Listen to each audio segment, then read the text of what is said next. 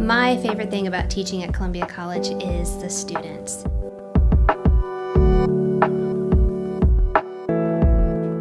I love that our classes are small, and so I have the opportunity to really get to know my students to the point that by the time they are off student teaching and getting their first job, I feel so proud of them because I've gotten to know them so well and care about them.